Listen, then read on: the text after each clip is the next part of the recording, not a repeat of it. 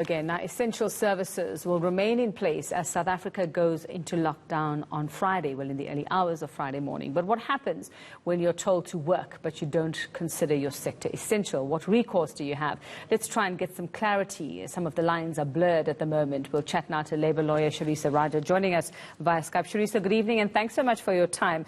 I suppose the main question is, now we know about essential services. The President has made it clear which sectors will be working, but there are some lines, as we said, that are blurred. So who will be allowed to work? Who will be sort of compelled to work? Or can anybody actually be forced to work in this time if they are not essential services? So the list of the kind of grey area essential services has not been published as yet. But just today we advised that essentially security companies or distribution companies related to the transportation distribution of food, medical supplies, so essentially truck drivers, that sort of thing, those persons will likely still be required to work during this period of time. All right, so others who work in other areas, if their employers decide to stay open and say you have to come to work, I mean, obviously now it's government versus the employer, I would imagine, and some action will be taken against those employers who are open and shouldn't be. Yeah.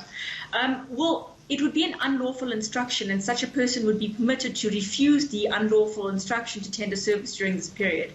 And I would hope that government would intervene by way of this publication of this directive that should come out any day now, because quite apart from just this publication, we've seen a number of initiatives come out of the Department of Employment and Labour in the last 7 days to protect employees, to further the obligations of an employer in relation to guarding against any kind of contracting of the COVID-19 disease in the workplace. So I would think that any such employer would be very hesitant to do so. Some very disturbing stories we're hearing this afternoon from friends, from colleagues as well, Sherisa. Some talking about people they know who are now being told that these 21 days are going to come out of their annual leave or it's going to be unpaid leave. Please just educate us around that. Okay. I hope those persons aren't employed at any of my clients, but the reality is this, that it is a forced shutdown, but we're only really in March. So the annual leave is the best option we can create to offer people paid leave at this time. Even in offering the paid leave, it's very likely the case that such persons don't actually have a positive annual leave day accrual to their interest. So what employers are actually trying to do is avoid sending people home on short time because it's an uncertain area. However, in saying that, if you don't have annual leave, what we're trying to find solutions around is creating a situation where we consult on placing you on short time, looking at what the maximum earnings threshold would be for you if you had to take short time, and then trying to find ways to compensate you for the shortfall in your remuneration. Now, the maximum earnings threshold, if you had to be consulted and placed on short time, would be a circa 14,100 Rand a month. That means that someone earning 40, 50, 60, 70, 100,000 Rand a month is going to suffer during this period if there isn't a saving pool for that person to draw from. We're also looking at options such as getting a premium holiday on the retirement benefits. So the employer and the employee contribution in that regard could be channeled into remuneration for such person. And we're also looking at options of saying, well, if a bonus would have been payable, can we defer that bonus or forfeit it and just get our monthly salary, because that's what people need right now. We're looking at all kinds of creative solutions within the realms of possibility, subject to the wording of policies, subject to pension benefits, retirement benefit schemes generally, just to try and cover the wage bill. Because the reality is this, it is not possible to get 100% of your salary during this period when we're on business lockdown. We all work remotely and we can only do so much. Unfortunately, it's very unlikely that we would be able to, through our companies, invoice and get monies into the books. So these 21 days will likely create a 2-month deficit. And the biggest concern we have for employers is where employers say, no, don't worry, I'll pay you for the 21 days, not thinking about, well, what happens if these 20 days are extended into a further 20 days? What's going to happen then? Do we come back and retrench people? That's what we don't want to see. So obviously the jury's still out on this one, and the rules or the regulations around this are still in the process. But so at the moment, just to clarify, it's not illegal for employers to say to some workers, then this is going to come out of your annual leave or it's going to be unpaid leave. At the moment, it's not illegal.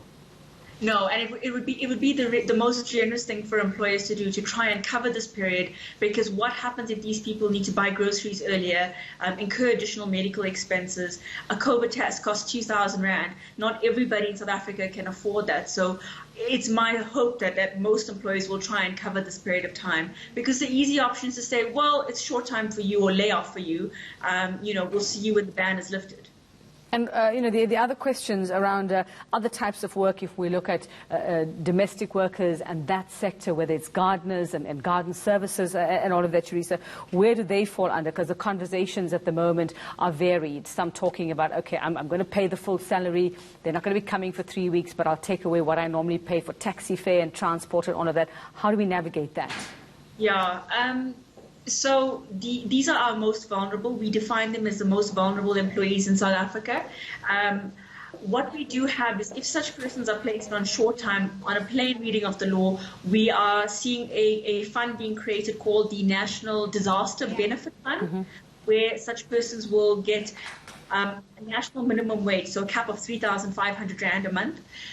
Again, we hope that employers, their households say, hey, I'm essentially sending you home on annual leave, or I'll place you on short time, but I will contribute maybe 50 to 75% of it, depending on what each household can afford.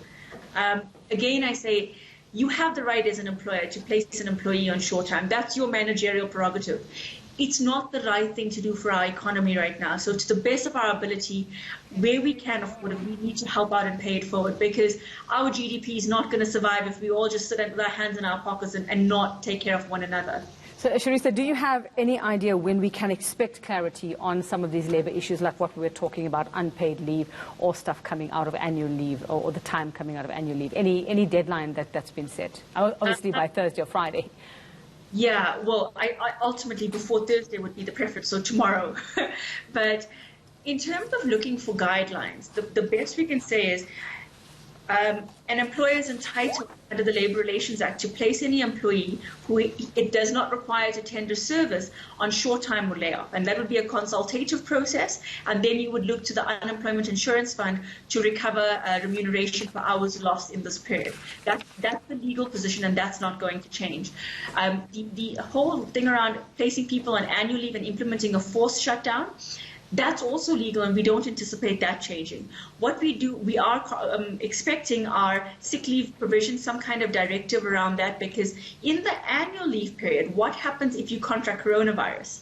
Our Minister of Health came out saying that approximately 60% of us will get infected. Then does your annual leave change to sick leave? And the answer would be yeah, it would. So we're hoping for guidelines around that.